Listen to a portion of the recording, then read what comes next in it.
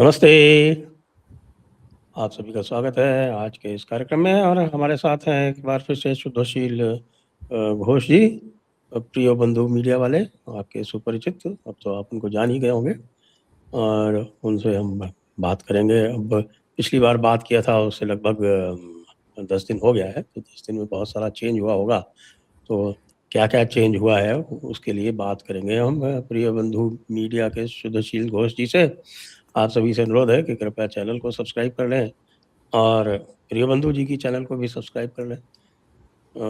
Video को like करें और याद दिला दें आपको कि हमारा धर्मापणा स्टोर जो है, उस पे सेल चल रहा है, 15% का डिस्काउंट है और 30 तारीख तक ये सेल है। डिस्क्रिप्शन में लिंक दिया हुआ है। तो सुदर्शील जी, स्वागत है आपका। और अब तो फर्स्ट फेज़ में अब 1 हफ्ते से भी कम का समय रह गया है और अभी मैं कल देख रहा था कि तृणमूल का जो छप्पा पद्धति है वो तो चालू है और अभी वो पोस्टल बैलेट में हेरा-फेरी करने का प्रयास कर रहे थे। वो हम्म। क्या था? पोस्टल बैलेट पे भी कुछ कर लेते हैं ये लोग?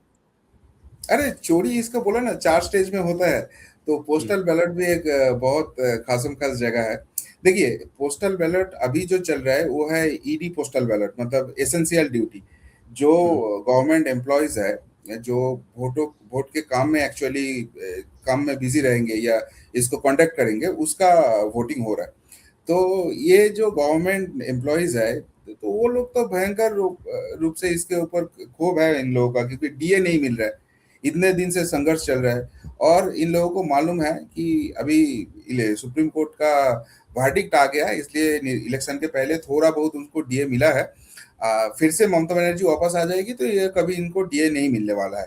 तो ये गवर्नमेंट एम्प्लॉयज अगर वोट डालेंगे पोस्टल बैलेट में, तो वो 100% ममता बनर्जी के अगेंस्ट में होगा। तो अभी इसको रुकाने के लिए जो जो कर सकता है ये लोग कर रहे हैं। पहले तो आप पोस्टल बैलेट कर रहे हो तो उसका तो एक एनवेलप होता है जिसके अंदर वो पोस्टल बैलेट जाएगा, किसी को मालूम नहीं पड़ेगा। तो वो एनवेलप ही नहीं दे रहा है, तो उसके मतलब आप किसको वोट डाल रहे हो वो पहले वहां पर ट्रैक करेगा। दूसरी चीज जो है, जो रिटर्निंग ऑफिसर होगा उसको तो एक परमानेंट एम्प्लॉय होना पड़ेगा। बट यहाँ पर क्या कर रहा है, आईपैक के थ्रू जो टेम्पोररी एम्प्लॉय है उसको दे रहा है। क्यों? क्योंकि आपका जो बैलेट है वो अगर टीएमसी के अगेंस्ट वोट हुआ तो वो बैलेट वो चेंज कर लेंगे और टेम्पोररी जो एम्प्लॉय है उससे सिग्नेचर करा के फिर से वो दोबारा कर लेंगे। तो ये सारे बहुत प्रोसेस कर रहा है। कहीं कहीं पे 500-600 लोग हैं ट्रेनिंग के लिए, वहां पर एक ही वोटिंग यूनिट रखा है।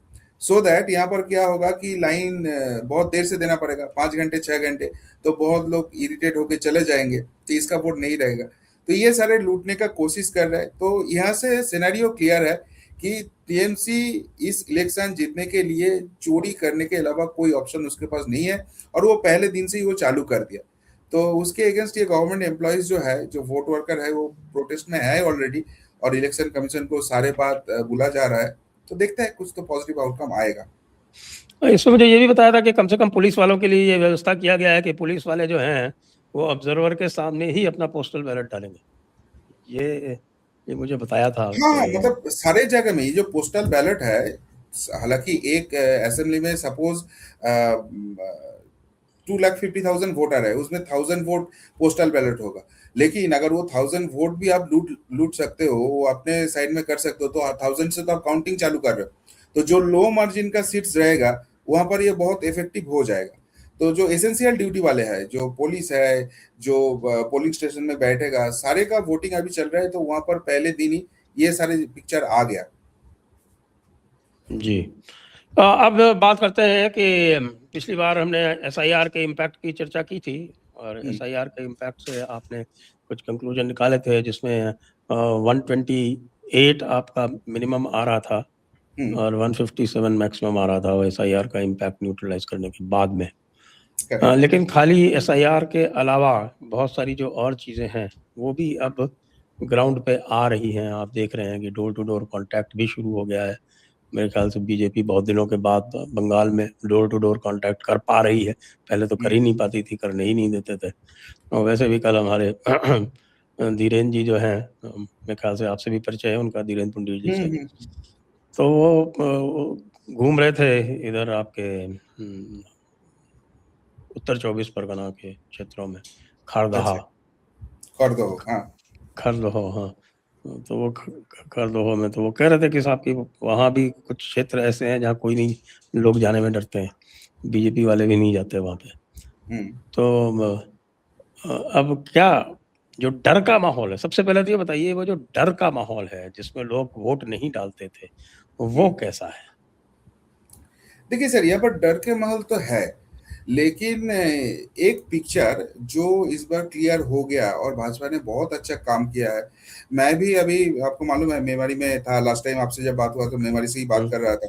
तो यहाँ पर जो हिंदू है उनके अंदर एक बात क्लियर हो गया कि भाई देखो, इस बार अगर यहाँ पर परिवर्तन नहीं होता है, यहाँ पर भाजपा गवर्नमेंट नहीं फॉर्म कर लेता है, तो हम लोग जो हिंदू है, इधर तो पोस्टल वायलेंस आएगा हमारे ऊपर, उसके साथ डेथ भी हो सकता है और भी बड़े कुछ चीज हो सकता है, हमको घर छोड़ के भागना पड़ेगा। तो कोई ऑप्शन नहीं है, ये अगर चेंज नहीं होगा तो ये सारे के लिए आपको प्रिपेयर रहना ही पड़ेगा। सो बेटर है, इससे बचने का एक ही तरीका है, कैसे भी हो आप अपना वोट डालो और यहाँ पर परिवर्तन निश्चित करो। ये अगर आप कर लेते हो तो ये सारी जो झंझट है ये खत्म होने वाला है। तो डर है, लेकिन डर के आगे जीत है, ये बात भी अभी हिंदू के सामने क्लियर हो गया है। स्पेशली जो SC ST सेगमेंट है, जिसके ऊपर सबसे ज्यादा ये अत्याचार होता है, उनके सामने ये पिक्चर पूरा क्लियर हो गया। तो मेरे हिसाब से 60-70% उन ये SC ST कम्युनिटी से पूरा वोट अभी भाजपा की तरफ आएगा। सेकेंड चीज है, TMC जो अभी डर के माहौल क्रिएट कर रहा है, वो डायरेक्टली डरा धमका के नहीं कर रहा है, वो जो कर रहा अच्छा। है वो टैक्टिक पॉलिटिक्स कर रहा है। मैं मेमारी की इंसिडेंट आपको बोल रहा हूँ।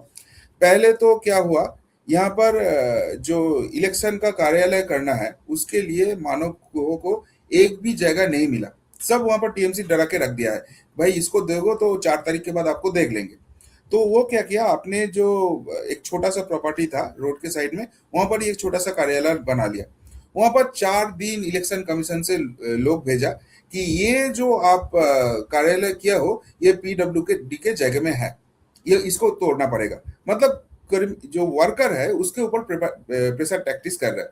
तो वो तो उल्टा दे दिया। फिर ये लोग क्या किया, रात को आके मानव के घर जाने का जो रास्ता है, जहां पर सारे वर्कर जा रहा है, जनरल पब्लिक जा रहा है कैंडिडेट से मिलने के लिए, वो खोद दिया। क्या, अभी हम वहां पर पाइप बिठाएंगे पानी लाने के लिए। अब MCC चालू हो गया, म्यूनिसिपैलिटी कैसे ऐसे काम कर सकता है, ये सारे चीज हो रहा है। कल एक इंसिडेंट हुआ, सुबह एक गांव में जाके जितना भी भाजपा का वहां पर फ्लैग था, सारे इलेक्शन कमीशन कट के लेके चले जा रहा है। क्यों जा रहा है कि आपके अगेंस्ट सी विजिल का नोटिस आया है, यहाँ पर कंप्लेन आया है कि आप NOC नहीं लिया और यहाँ पर हमने फ्लैग लगा दिया। बोला जिस घर से आप खुला है उस बंदे से पूछो परमिशन लिया कि नहीं दिया है। तो वो बंदा बोलता है हाँ परमिशन लेके ही लगाया, हमने खुद लगाया, तो क्यों आप खोल के लेके जा रहे हो। रात को उसका जो स्ट्रीट कॉर्नर है वो कवर करने का जगह है इलेक्शन कमीशन को, तो वो जगह छोड़ के रात को स्ट्रीट कॉर्नर हो जाने के बाद वो चाय पीने गया, वहां पर जाके भी चोरी छुप के उसका वीडियो कर रहा है, किससे मीट कर रहा है, किससे बात कर रहा है। तो ऐसे करके मतलब अभी टैक्टिकल एक डर के माहौल तैयार करने का कोशिश कर रहा है, लेकिन वो काम में नहीं आएगा। लोग यहाँ पर अभी इतना कॉन्फिडेंट हो गया कि भाई ये लोग हारने वाला है, इसलिए ये सारी चीज कर रहा है। और ये अगर बाई चांस जीत जाता है तो हमारे ऊपर क्या होने वाला है, 2021 के बाद जो हुआ था उसका 10 गुना होगा। तो ये सब लेके लोग कॉन्फिडेंट है कि वोट डालेंगे, अभी उसके बाद देखा जाएगा जो होगा। अब मुझे ये भी बताया गया कि जैसे कोलकाता में शुरू में धरपकड़ कम हो रहा था, लेकिन अभी तो बोल रहे हैं कि साहब बहुत लंबी चौड़ी मात्रा में गुंडों को गिरफ्तार किया गया है। अब जो गुंडा बोले तो फिर वो तृणमूल का ही ज्यादा होता है। एकदम एकदम, वो इसका वोट मैनेजर होता है। मतलब इन लोगों का कैसे पॉलिटिक्स होता है, सपोज एक गुंडा है, उसका जेल हो गया है, इलेक्शन का दिन उसको जेल से छोड़ दिया जाता है, वो आके गुंडागर्दी करके वोट करके फिर जेल चले जाते हैं। तो इसलिए जेल का जो DG रैंक का है, वो भी इस बार इलेक्शन कमीशन ने चेंज कर दिया कि ये हाँ सारे नहीं होने हाँ चाहिए। लोकल यस पुलिस जो यस। होता है, जो गुंडे वहां पर वोट मैनेज करता है, उसको एब्सकॉन्ड दिखा देता है, लेकिन वो लोग वही एरिया में ही रहता है और वही एरिया में रह के ही लोगों को डराते धमका के वोट कराते हैं। तो इस बार क्या किया, वो जो पुलिस ऑब्जर्वर है उसके सारे नंबर कैंडिडेट के पास उसके निर्वाचनी कार्यालय में दे दिया जाता है। कि आपके पास इंफॉर्मेशन है कि इलाका में ऐसे चीज हो रहा है, आप डायरेक्ट पुलिस ऑब्जर्वर को बोलो, बाकी वहां से जो एक्शन होना चाहिए हो जाना चाहिए। तो इलेक्शन कमीशन बहुत कोशिश कर रहा है, बट ये टीएमसी वालों इतने सत्र में चोरी करते हैं ना, तो एक एक सत्र पकड़ के आप करोगे तो 100% तो कभी नहीं कर सकते हो। बट हाँ, उसका जो सारे खुल्लम खुल्ला होता था वो अभी बहुत सारे रेस्ट्रिक्टेड हुआ है। बट इसके साथ मैं आप गारंटी के साथ नहीं बोल सकते हो कि 100% चोरी बंद हो जाएगा। हाँ, भाई 70-80% भी हो जाए तो भी बहुत बड़ा रिलीफ हो जाएगा। अब कुछ एरिया जो रिमोट एरिया है, जैसे सुंदरबन का एरिया है, वहाँ पे तो बड़ा मुश्किल हो जाता है ना वैसे भी, और लोगों का पहुंचना, जो लोकल गुंडे हैं वही करते रहते हैं। सुंदरबन तो उतना दूर जाने का जरूरत नहीं है, आप कोलकाता के आजू बाजू में ही जो पंचायत इलाका है वहां पर हाँ, चले जाओ, वही सेम चीज होता है, सेम पैटर्न होता है। आप वोट नहीं डालोगे टीएमसी के लिए, आप वोट देने मत जाओ, आप घर में रहो, सीधा उनकी। तो अब चलते हैं फेज 1 से, सुदर्शील जी। तो फेज 1 में अब क्या आपको लग रहा है? आपने आज डिस्ट्रिक्ट वाइज डाला है, वो एसआईआर के इम्पैक्ट पे डाला है, लेकिन मैं चाहता हूँ कि आप ओवरऑल इम्पैक्ट पे भी डालो। आप एसआईआर का भी बताओ हमको, और ओवरऑल आप क्या सोचते हो, क्योंकि बाकी और भी चीज़ें हैं, प्रचार भी हो रहा है, और तृणमूल के गुंडे भी अंदर हो रहे हैं, वो सारी चीज़ें होते हुए फिर छापा वोट भी मुश्किल हो गया है। बीजेपी ने ये भी व्यवस्था की है कि जो बंगाली लोग हैं बाहर, वो भी आके वोट डालें। तो अब आप थोड़ा सा इसका ओवरऑल लेते हुए मुझे, हम आज फेज 1 की चर्चा कर लेते हैं, फिर फेज 2 की चर्चा बाद में कर लेंगे। बिल्कुल सर। देखिए, फेज 1 में 152 सीट्स है, और देखा जाए तो ये भाजपा के लिए एक्चुअली स्ट्रॉन्ग जोन है, क्योंकि फेज 1 में जो जिला कवर हो रहा है, नॉर्थ बंगाल का इंटायर नॉर्थ बंगाल आ रहा है, और फिर हम जो बोलते हैं रार बंगो एंड जंगल महल, ये इलाका, यहाँ पर भाजपा का अच्छा खासा वोट है, और यहाँ पर हिंदुओं का परसेंटेज भी बहुत ज्यादा है। तो इस इलाका में फिर मिदनीपुर है, मिदनीपुर भी है इसमें। हाँ, मेदिनीपुर मतलब वही जंगल महल में अंदर आ जाता है। पूर्व अच्छा। मेदिनीपुर, पश्चिम मेदिनीपुर, झारग्राम, बांकुड़ा, पुरुलिया, ये जो एंटायर जोन है। उसके बाद उधर बीरभूम और मुर्शिदाबाद, जो रारबंगो बुलाया जाता है, और फिर मालदा से लेकर पूरा नॉर्थ बंगाल का जो जोन है, इधर नदिया डिस्ट्रिक्ट है, ये सारे रेंज में पूरा वोट होगा। तो देखिए, यहाँ पर एक चीज अगर हम देखते हैं, मैं एसआईआर इम्पैक्ट 2 इलेक्शन के साथ किया था। एक जो लास्ट 3 इलेक्शन में सबसे खराब फॉल, नदिया तो सेकंड फेज में। हाँ सॉरी, नोदिया सेकंड फेज में है। नोदिया छोड़ के वो जो एंटायर रेंज है अपर साइड का, और फिर ये बीरभूम से लेकर ये जंगल महल का पूरा पूरा एरिया वहां पर वोट होगा। तो ये सारे इलाका में आप अगर देखोगे तो मैंने पहले एक इलेक्शन 2021 को बेस पॉइंट दिया था, क्योंकि अब लास्ट 3 इलेक्शन जनरल इलेक्शन देखो तो उसमें सबसे खराब फॉल भाजपा का हुआ था 2021 के इलेक्शन में। और फिर मैंने लिया है 2024 जो लेटेस्ट इलेक्शन है, उसमें एसआईआर इम्पैक्ट है। मैंने बाकी सारे जो फैक्टर है वो छोड़ दिया है। मतलब मैंने आरजी कर जो इतना बड़ा कांड हो गया उसको नहीं पकड़ा, फिर ये जो 26,000 एसएससी स्कैम हुआ, जब चला गया, डीए नहीं मिल रहा है, ये सारे जो फैक्टर है, या महिलाओं के ऊपर अत्याचार हो रहा है, या आप पकड़ लीजिए जो संकल्प पत्र आया है यहाँ पर, भाजपा जो बोल रहा है कि महिलाओं के लिए 3,000 देंगे या युवाओं के लिए देंगे, वो सारे फैक्टर मैं नहीं कैलकुलेट कर रहा हूँ। फिर भी ये जो 152 सीट्स में पोल होते जा रहा है, उसमें कम से कम 80 से 90 सीट बीजेपी के लिए दिख रहा है, वो 100 तक क्रॉस कर सकता है। ये सिचुएशन हो गया भाजपा का, टीएमसी का वहां पर सिचुएशन बहुत ही खराब है। स्पेशली नॉर्थ बंगाल में आप देखोगे तो उसका जो इंपॉर्टेंट जगह था, जो उत्तर दिनाजपुर, वहां पर लास्ट इलेक्शन में 9 सीटों के अंदर 7 सीट मिला था टीएमसी को, 2 सीट मिला था भाजपा को। अभी वहां पर धीरे से दिख रहा है कि कांग्रेस का रिवाइवल हो रहा है, और कांग्रेस का कम से कम 2 सीट दिख रहा है। ग्वालपोखर और चाकुलिया जो 2 सीट है, वो कांग्रेस के खाते में जाते हुए दिख रहा है। इस्लामपुर अभी ट्रायंगल फाइट हो गया, एनीबॉडीज गेम, टीएमसी भी जीत सकता है, भाजपा भी जीत सकता है, कांग्रेस भी जीत सकता है। तो ये सारे टीएमसी के खाते से जा रहा है। ऊपर से कौरंदीगी और हेमताबाद जो सीट है वो बीजेपी की तरफ दिख रहा है। तो उत्तर दिनाजपुर में जहां पर 9 सीट है, टीएमसी को 7 सीट मिला था, अभी उसको मैक्स टू मैक्स 2 सीट मिलने वाला है, ऐसी सिचुएशन है। वो भी इटाहर और चोपड़ा, जहां पर मुस्लिम वोट है। लेकिन ये जो मुस्लिम वोट है, अभी इसका पैटर्न चेंज हो रहा है, धीरे धीरे ये मालूम आ रहा है। वो अगर टीएमसी के देता है तो अच्छा है, लेकिन एक सर्टेन परसेंटेज अभी कांग्रेस की तरफ स्विच होते हुए दिख रहा है, क्योंकि इन लोगों को मानना है कि ममता बनर्जी ने जो जो वादा किए थे वो एक भी निभा नहीं पाए। उन्होंने बोला था सीए नहीं होने देंगे, सीए हो गया। उन्होंने बोला था वक़्फ़ नहीं होने देंगे, वक़्फ़ हो गया। उन्होंने बोला था एसआईआर नहीं होने देंगे, एसआईआर हो गया था। दूसरी बात इन्होंने डराए थे कि भाई सीए कर देंगे तो एनआरसी चालू हो जाएगा, आप लोगों को बांग्लादेश फेंक देंगे। तो वो वाला सिनेरियो तो हुआ नहीं। सीए में जो बांग्लादेशी हिंदू है उनको नेशनलिटी मिल गया, लेकिन मुस्लिम के साथ कोई प्रॉब्लम नहीं है। अभी एसआईआर के बाद ये पिक्चर क्लियर हो गया कि यहाँ पर कितना बांग्लादेशी और रोहिंग्या थे। तो ये बांग्लादेशी रोहिंग्या के लिए जो इंडियन मुस्लिम है उसका नाम खराब हो रहा था। तो ये सारे कारण मुस्लिम अभी बहुत गुस्से में है ममता बनर्जी के ऊपर। इसलिए ये इस्लामपुर में कल ममता बनर्जी जब गई थी तब बोल रहे थे हाँ। कि टीएमसी रहेंगे तो फिर मिलेंगे। मतलब सोचिए जो लीडर है उसके काम कर रहा रहे हैं कि तृणमूल तो टीएमसी फिर नहीं, मिलेंगे, हैं? रहा टीएमसी नहीं गुलशन भी तो रह फूल सकता है। खिलेंगे, रहा गुलशन तो फूल खिलेंगे, और रहा तृणमूल तो फिर मिलेंगे। हाँ, तो मतलब तृणमूल नहीं भी रह सकता है, ये ममता दीदी भी समझ रही है।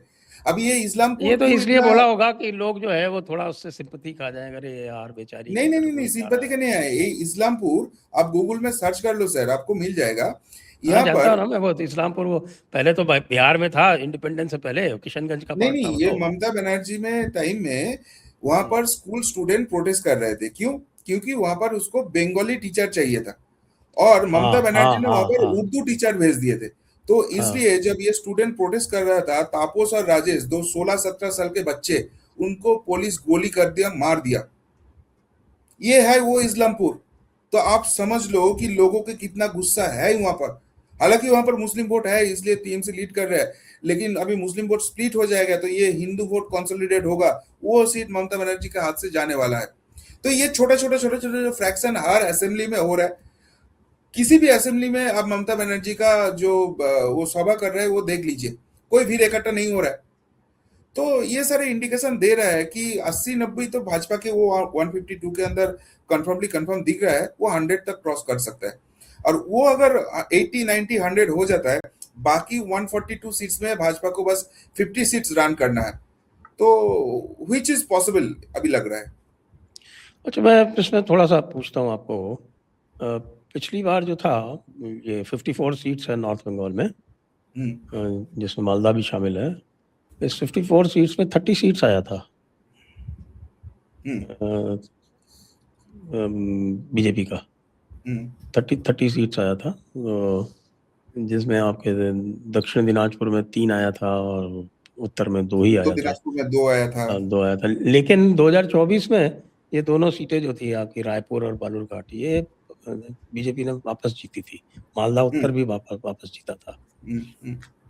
तो ये जो सीट है, इसमें आपको क्या लग रहा है, ये जो 12 और 9 21 और ये 6 27 नॉर्थ सीटें जो है। नॉर्थ बंगाल में जो 54 असेंबली है, यहाँ अभी जो सिचुएशन हो गया है, टीएमसी को सिंगल डिजिट में हो जाना चाहिए।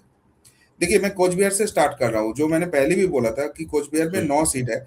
जो कोच हम्म बिहार लोकसभा सीट टीएमसी ने इस बार जीत लिया, लेकिन ये 9 सीट के अंदर, असेंबली सीट के अंदर 3 सीट है जहां पर कड़े टक्कर होगा, सीताई, शीतलकुची और दिनाटा। बाकी 6 सीट्स क्लियर एज बीजेपी। अब ये तीनों सीट में भी शीतलकुची और दिनाटा का रिसेंट पोजीशन दिख रहा है एज टू बीजेपी। ओनली सीताई seat because of Muslim vote TMC के लिए दिख रहा है। तो चलो पकड़ लो, वहां पर 3 सीट ही टीएमसी जाता है तो 3-6 होता है। उसके बाद आता हूँ अलीपुर द्वार, 5-0। उसके बाद आप हम्म आ जाओ जलपाईगुड़ी। जलपाईगुड़ी में 2 सीट में टफ फाइट होने का चांस है, राजगंज और माल। बाकी जो 5 सीट्स है वो बीजेपी को क्लियर एज दिख रहा है। तो मैं जो एज सीट है वो टीएमसी के खाते में ही रख रहा हूँ। तो कोचबिहार में 6 हुआ, अलीपुर द्वार में 5, 11, और जलपाईगुड़ी में 5, 16 सीट यहाँ पर हो गया। फिर मैं हम्म आता हूँ कालिम्पोंग और दार्जिलिंग, 6 सीट है 6 कुल सीट। मिला के। 6 हम्म सीट का 6 सीट ही अभी भाजपा की तरफ आएगा, 22 सीट्स हो गया। फिर आप आ जाओ उत्तर दिनाजपुर जहां पर 9 सीट है। 4 तो पॉजिटिव दिखा रहा है, इस्लामपुर भी बीजेपी की तरफ आ सकता है। तो चलो मैं 4 सीट पकड़ के रख, आपका 30 सीट्स हो गया। फिर आप आ जाओ हम्म साउथ दिनाजपुर। तो दक्षिण दिनाजपुर में 6 सीट होता है। तो वहां पर 2 सीट में पहले टफ फाइट लग रहा था, कुमारगंज और कुसमंडी। बट अभी कुसमंडी सीट जो है एसआईआर के बाद क्लियर पिक्चर हो गया, पूरा एसटी सीट है, वो भाजपा की तरफ ही आ रहा है। तो 5-1 होने का चांस है। ओनली कुमारगंज जो मुस्लिम सीट है, तोराफोसे में है वहां पर टीएमसी के कैंडिडेट, वो वाला सीट टीएमसी के लिए जा सकता है। तो यहाँ पर अब 5 सीट होता है तो आपका 35 के आसपास आ गया। फिर आप आ जाओ मालदा जहां पर 12 सीट है। तो 12 सीट में 4 सीट लास्ट टाइम आया था बीजेपी को, वो 4 सीट तो आ ही रहा है। इसके साथ साथ मानिक चौक और वैष्णव नगर, ये जो 2 सीट है ये भाजपा के लिए पॉजिटिव आ रहा है। तो 6 सीट वहां पर हो गया। तो 40 प्लस तो ये 54 में दिख ही रहा है। 41 हुआ मिला के हाँ, पूरा। अब टीएमसी का देखिए, टीएमसी का कुछ बिहार में 3 सीट दिख रहा है। फिर आपका जो जलपाईगुड़ी है वहां पर 2 सीट दिख रहा है। उत्तर दिनाजपुर में 2 सीट दिख रहा है। दक्षिण दिनाजपुर में 1 सीट दिख रहा है। और मालदा में जो बाकी 6 सीट है, इसमें कांग्रेस वर्सेस टीएमसी का फाइट है। It's all to Congress, not TMC. तो ये 6 सीट भी अगर मिल जाता है तो 10-12 सीट हार्डली मिलने वाला है टीएमसी को। और अगर मालदा में सच में कांग्रेस का रिवाइवल हो जाता है, उत्तर दिनाजपुर में 2 सीट कांग्रेस में कन्वर्ट हो जाता है, तो टीएमसी ये आउट ऑफ 54 हार्डली 5 या 6 सीट में खड़े रहेंगे। तो नॉर्थ बंगाल में ही उसका पोजीशन पूरा ढीला हो रहा है अभी। Okay okay okay okay. अच्छा, तो फिर आप इधर ये चलते हैं बाकी जिसको आप राड बोलते हो। तो ये जो राड एरिया है, तो पिछली बार पूर्व बर्धमान 0 था, अभी क्या होगा?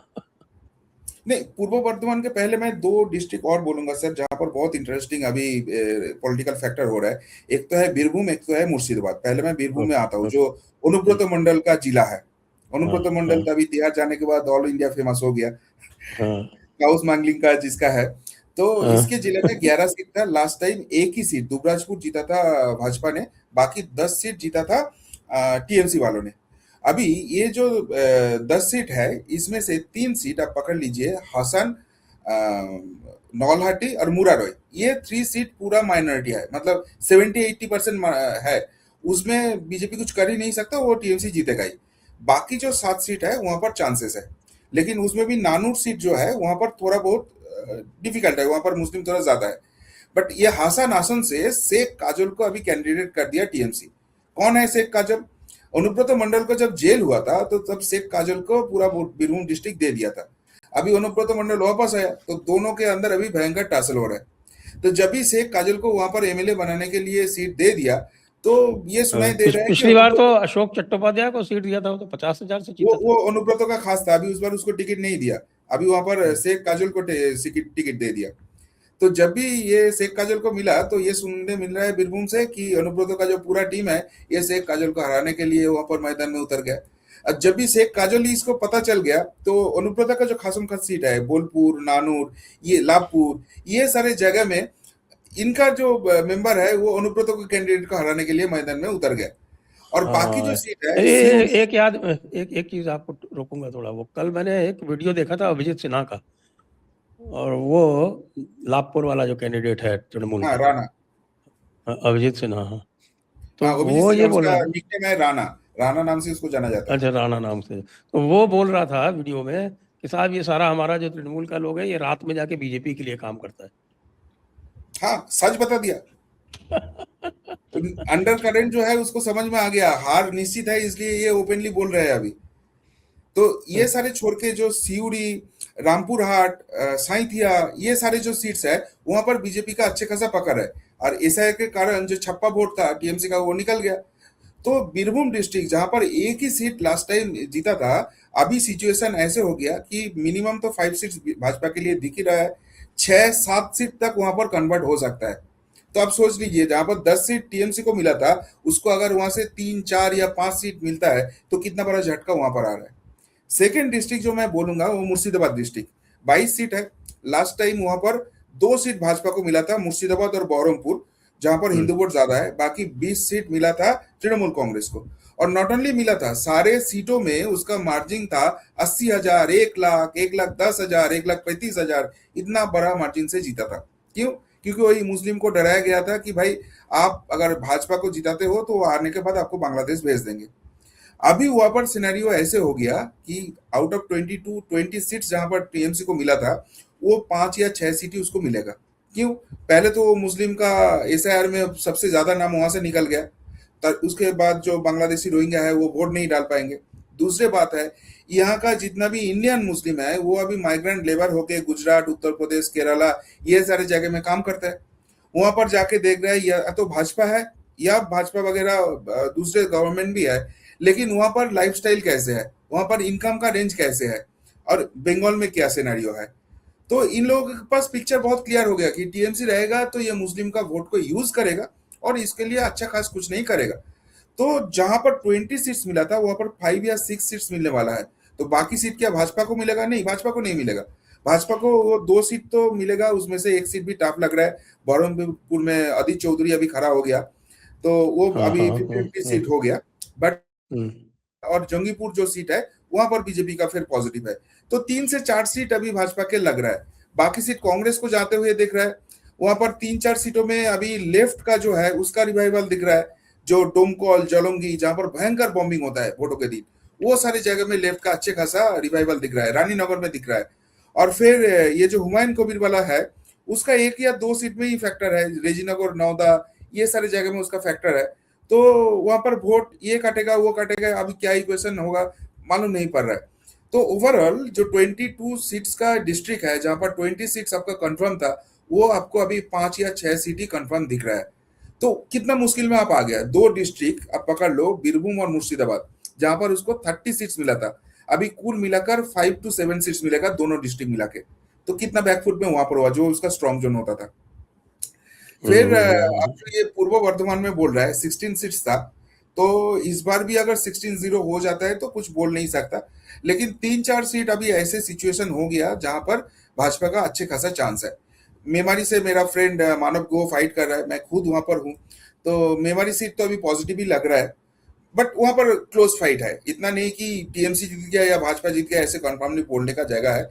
50-50 सीट है अभी, वो बोल सकता है। लेकिन वहां पर जो वर्तमान दक्षिण सीट है, वहां पर जो कालना सीट है, काटवा है, पूर्वस्थली उत्तर सीट है, आउसग्राम सीट है, ये सारे जगह में बहुत ही क्लोज फाइट होने वाला है।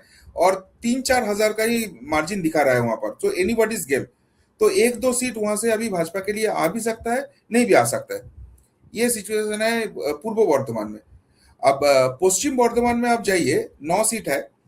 तो वहां पर 2 सीट जामुरिया और बारबनी, यहाँ पर 50-50 फाइट का चांसेस है। बाकी सारे जो सीट्स है, दुर्गापुर पूर्व, पश्चिम, दोनों सीट टीएमसी हारने वाला है इस बार। फिर पांडवेश्वर अब देख लीजिए, वहां पर भी जितेंद्र तिवारी ने बीजेपी का इतना अच्छा माहौल बना लिया, इतना अच्छा वोट बैंक बना लिया, वो भी इस बार कन्वर्ट होने वाला है। फिर आप रानीगंज आ जाइए, आप कुल्टी आ जाइए, ये सारे जगह में तो बीजेपी ने अच्छे खासा बना लिया। अब आसनसोल दक्षिण जो है, अग्निमित्रा पाल थी, वो सीट बीजेपी के लिए एकदम पक्का है। आसनसोल उत्तर में मिनिस्टर मलय घटक का सीट होता था, तो वहां पर उसको भी कैंडिडेट कराया गया।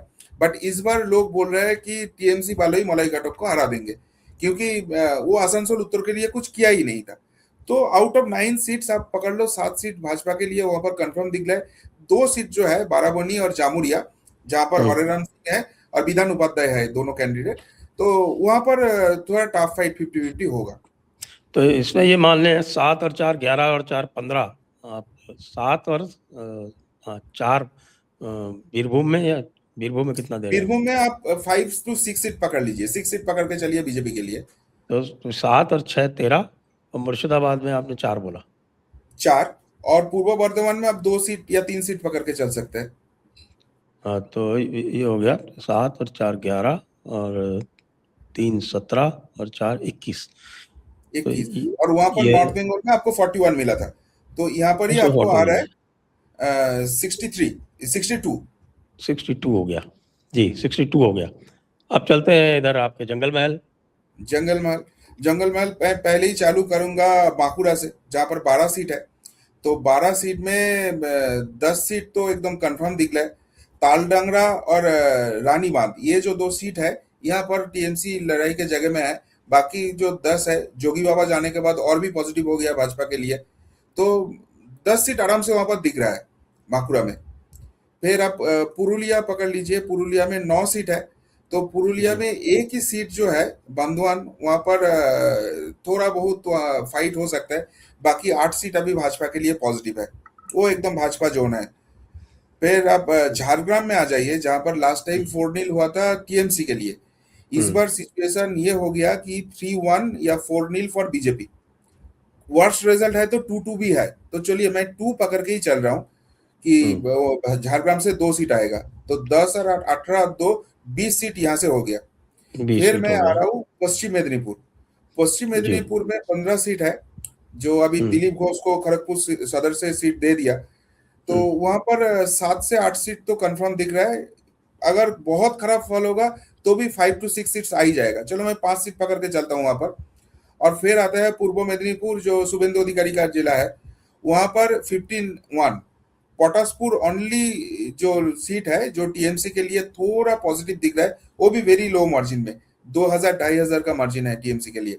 बाकी जो 15 सीट है, लोकसभा में भी बीजेपी का एज था, और उसके बाद एसआईआर के बाद तो वो और भी पॉजिटिव हो गया।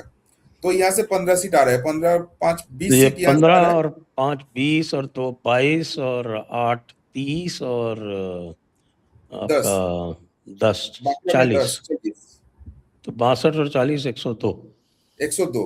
तो यहाँ से अगर कुछ सीट मेरे हाथ से जाता भी है तो 80 90 आप पकड़ लीजिए। इसलिए मैं बोल रहा था कि 80 90 तो दिख ही रहा है, 100 तक क्रॉस कर सकता है, 100 को क्रॉस करके भी 1 2 सीट ज्यादा मिल सकता है। तो ये था 152 सीट्स का ओवरऑल सिनेरियो, जहां पर भाजपा का हाँ, तो ये सिचुएशन।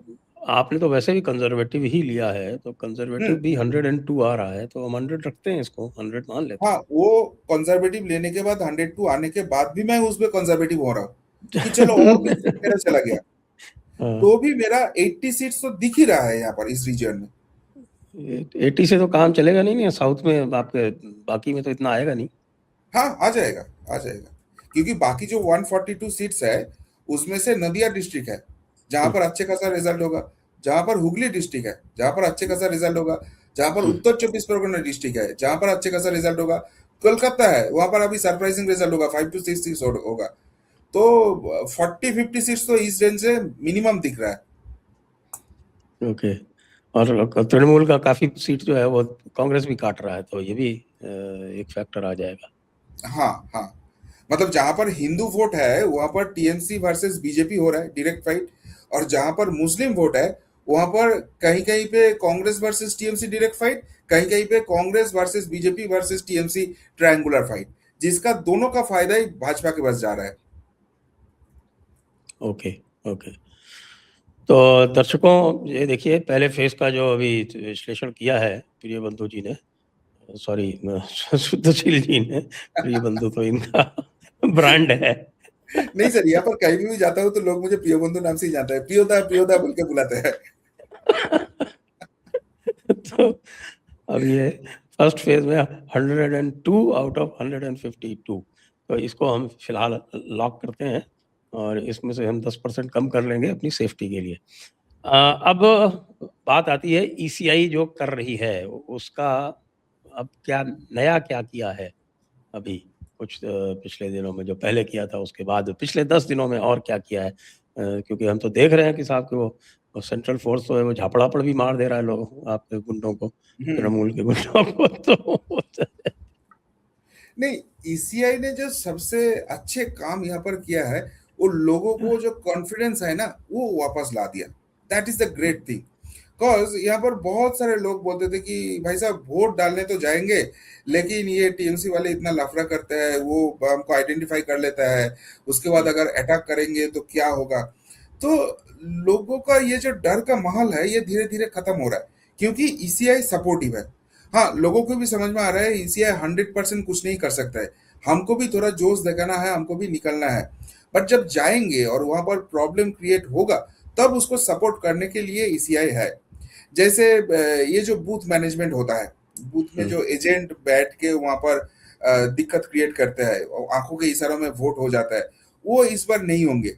या बूथों के अंदर सीसीटीवी ऑफ कर दिया जाता है, और वहां पर एक हाँ, बंदा हाँ। टीएमसी का खड़ा हो जाता है, बोलता है भाई तुम वोट डालो, और उसको मतलब जाने का भी जरूरत नहीं, इसका इतना एक्सपीरियंस हो गया। आप ईवीएम में जब उंगली डाल रहे हो, सपोज 1 नंबर में टीएमसी का नाम है, 3 नंबर में भाजपा का नाम है, तो आप अगर भाजपा को वोट डाल रहे हो तो आपका उंगली का पोजीशन वहां पे होगा, आपका हाथ का हाइट उस हिसाब से होगा।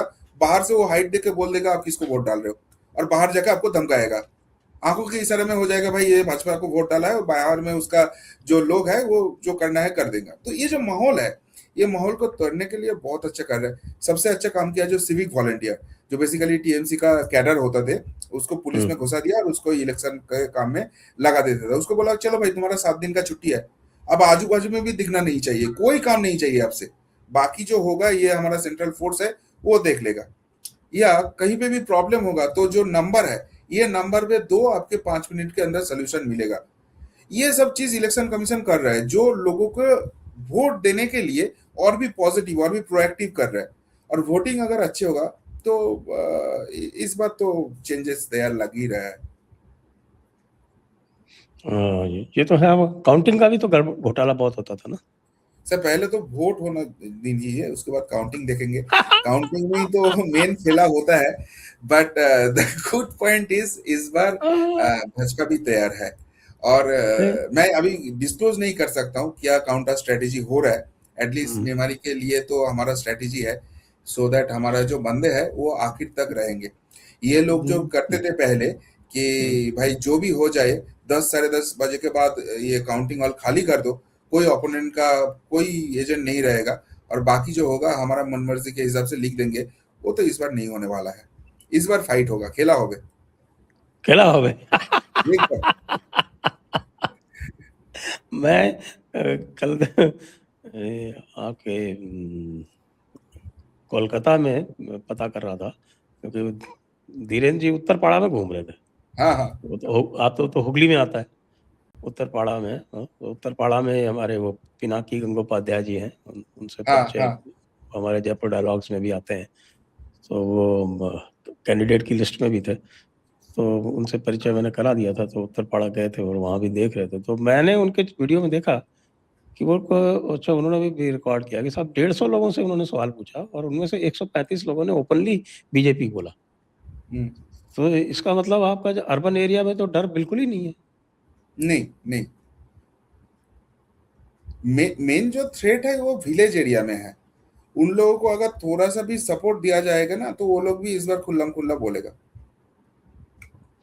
तो इस बार तो बीजेपी का काडर भी काफी गांवों में घूम रहा है और बहुत पहले से घूम रहा है, आरएसएस वाले भी घूम रहे हैं। तो हम्म उनकी क्या व्यवस्था है? आप लोगों ने कल मुझको ये भी देखिए, बता रहे मैं थे कि साहब की बाकी जगह में तो क्लब बोल नहीं वाले जो पाऊंगा। है। मैं बाकी जगह में बोल नहीं पाऊंगा, मैं मेमारी का ही इंसिडेंट बोल रहा हूँ। वहां पर पहले दिन जब गया था तो थोड़ा बहुत टसल था, जो भाजपा का एकदम प्रॉपर कैरेक्टरिस्टिक्स है कि जो अभी पावर में है वही सब करेगा, हम तो पहले काम करते थे, हमको बिठा दिया गया, बहुत था। लेकिन 2-3 मीटिंग के बाद एक चीज हो गया, भाई कौन कौन सा पोस्ट में हो नहीं हो वो छोड़ दो, कैंडिडेट को जिताना है। क्योंकि यहाँ पर सिंबल एक ही है, लोटस। यहाँ पर नेता एक ही है, नरेंद्र मोदी जी। आप इसके लिए काम करोगे, अगर नहीं करोगे तो 4 तारीख के बाद आपका सिक्योरिटी आप खुद देख लो। आपको मालूम है 21 के बाद क्या हुआ था। और अगर एक टीम होके एकजुट होके आप काम करोगे तो कैंडिडेट जीतेगा। यहाँ पर भाजपा आएंगे, उसके बाद आप आराम से बैठ के, एक फैमिली में है तो टासल थोड़ा बहुत होता है, बट अगर एक साथ बैठ के आप बात करोगे तो सॉल्यूशन नहीं होगा। ऐसे नहीं हो सकता है, वो सिचुएशन ही नहीं रहेगा अगर आपका कैंडिडेट नहीं जीतेगा। और वो सिचुएशन जरूर तैयार होगा अगर कैंडिडेट यहाँ पर जीतता है। तो ये चीज बहुत अच्छे से सारे लोग समझ रहे हैं कि टीएमसी का टॉर्चर क्या होने वाला है अगर नहीं जीतेंगे तो। और ये सारी चीज के कारण सब लोग इकट्ठा आ रहे हैं, एक साथ एकजुट हो रहा है। अभी भी थोड़ा बहुत कहीं कहीं पे है, but that is very nominal. Overall scenario सब लोग मिल के पूरा जोश के साथ काम कर रहे हैं, लोगों के पास पहुंच रहा है। और ये एक पॉजिटिव इंपैक्ट लोगों को दे रहा है, जो वोटर है, कि भाई देखो भाजपा अभी यूनाइटेड है, ये जीतने के लिए ही कर रहा है, तो ये जीतने के लिए तैयार है, तो वोट तो हम इस बार इसको ही देंगे।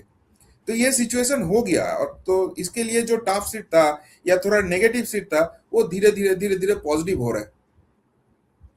अच्छा, ये जो आपका क्लब है, तो मैं कल चेक कर रहा था कि 25,000 क्लब को, स्पोर्ट्स क्लब के नाम से 5 लाख पर क्लब दिया जाता है सरकार के बजट से। हम्म। तो कोई 800 करोड़ रुपया जो है उसका बजट है, उसमें 800 करोड़ रुपए से ऊपर का बजट है। और ये लोग नाम तो स्पोर्ट्स क्लब से लेता है, लेकिन चलाता ज्यादातर कैरम क्लब है। तो और इनका काम यही है कि साहब की ये आंख और कान बने रहते हैं तृणमूल के, एक तरह से तृणमूल के कार्डर बन जाते हैं। तो मैंने ये भी पता करने का प्रयास किया था कि भाई ये क्लब वाले जो हैं, क्योंकि ये बता रहे थे कि साहब ये क्लब वाला सिस्टम तो चालू तो सीपीएम के टाइम पे हुआ था, लेकिन 2011 में ये लोग न्यूट्रल हो गया था। तो एक बड़ा इंडिकेशन ये होगा कि अगर ये लोग न्यूट्रल हो जाते हैं तो ये दिखेगा कि साहब की ममता का मामला ढीला पड़ रहा है। अभी क्या स्थिति है, ये लोग कुछ न्यूट्रल होने का कुछ गुंजाइश है? नहीं, न्यूट्रल होने का चांस नहीं है, क्योंकि आप जो बोला सही बोला कि ये कैरम क्लब है, बट कैरम से ज्यादा अब ये दारू सुट्टा क्लब हो गया। उससे भी जितना असामाजिक काम होता है उसका क्लब हो गया। तो नेचुरली इस क्लब का अभी जो मेंबर है वो मैक्सिमम ही एंटी सोशल है। तो एंटी सोशल क्या करते करेगा? जहां पर पावर है वहां पर वो रहेगा। जहां पर उसको क्लियर कट मिल रहा है कि यहाँ पर टीएमसी आने नहीं वाला है, वो धीरे धीरे भाजपा की तरफ आने का कोशिश कर रहा है। लेकिन भाजपा स्ट्रिक्टली बोला ये एंटी सोशल का कोई जगह नहीं है, आप आपका जगह देख लो। और कहीं कहीं पे ये लोग कोशिश कर रहे हैं फाइनली कुछ करने के लिए, बट इस बार ज्यादा कुछ नहीं कर पाएंगे, क्योंकि सेंट्रल फोर्स इतना एक्टिव है। और पुलिस भी, पुलिस ऑब्जर्वर आने के बाद काम करने में ग्राउंड लेवल में वो बाउंड हो गया। तो ये क्लब का कुछ नहीं चलेगा। दूसरा चीज ये है, ये जो आप क्लब की बात कर रहे हो, नॉट ओनली क्लब, ये जो दुर्गा पूजा को पैसा दिया जाता है, ये दुर्गा पूजा हाँ, कमेटी का नेता कौन होता है? वो टीएमसी वाला ही होता है, वही उसका हेड होता है। तो वो भी वहां पर वोट खरीदने का एक कोशिश होता है, और उसका भी एक संगठन होता है, उसको भी काम में लगाया जाता है। बट देखो सर, इस बार अगर वोट फेयर होता है, जो होने का बहुत अच्छे चांस है, अगर कोई इलेक्शन कमीशन बोलता है कि कोई अगर एक बंदे को भी रुकाएगा, वोट डालने नहीं देंगे, तो वहां पर रिपोल कराएंगे, ये हम्म, अगर हम्म, माहौल होता हम्म, है तो हम्म, ये सारी चीज हम्म, काम में नहीं आएगा। लोग अपना वोट देंगे। दूसरी चीज ये है, जो सिटी एरिया में होता है, बड़ा बड़ा सोसाइटी होता है, वहां पर ये टीएमसी वालों क्या करता है, जाके दो बॉम्ब चार्ज कर देता है, या वो उसके सामने जाके वो जो गंदगी होता है वो फेंक फेंक के आ जाता है, सो दैट वो वोट डालने नहीं निकल पाए। अभी ये सारे सोसाइटी के अंदर ही पोलिंग बूथ हो रहा है। तो जहां पर अभी 0% पोलिंग हो रहा था, अभी वहां पर 100% पोलिंग होगा। आपके सोसाइटी में ही अगर पोलिंग बूथ हो जाता है, तो महिला, वो बुजुर्ग, सब लोग आएंगे और वहां पर वोट डालेंगे, और ये वोट डेफिनेटली टीएमसी के अगेंस्ट जाएंगे। तो ये सारे सिनेरियो में जो हो रहा है, वो क्लब कल्चर ये सब करके वोटों के दिन इतना कुछ करने के जगह में टीएमसी है नहीं। बट कुछ ना कुछ तो वो करेंगे, हमको तैयार रहना है, बस इतना ही। ये जो आप कह रहे हैं ना कि सोसाइटी के अंदर बूथ है, तो बहुत ज्यादा तो बूथ नहीं है कि मैं तो चेक कर रहा था कि नहीं, वहां पर तो टीएमसी पूरा मशीनरी लगा दिया था।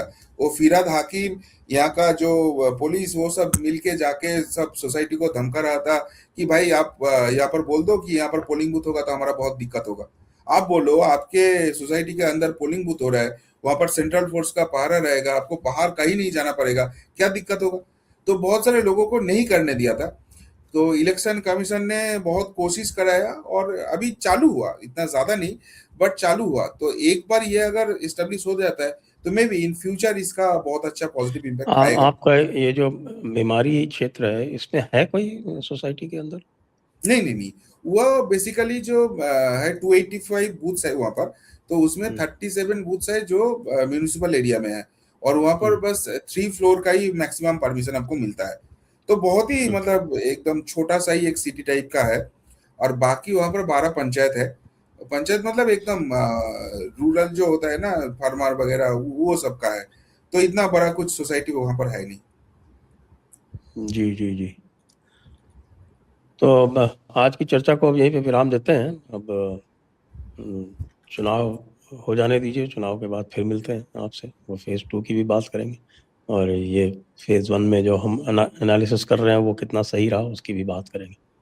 तो बहुत बहुत धन्यवाद आपको सुदर्शील जी। थैंक जय यू हिंद, सो जय मच। भारत, वंदे मातरम।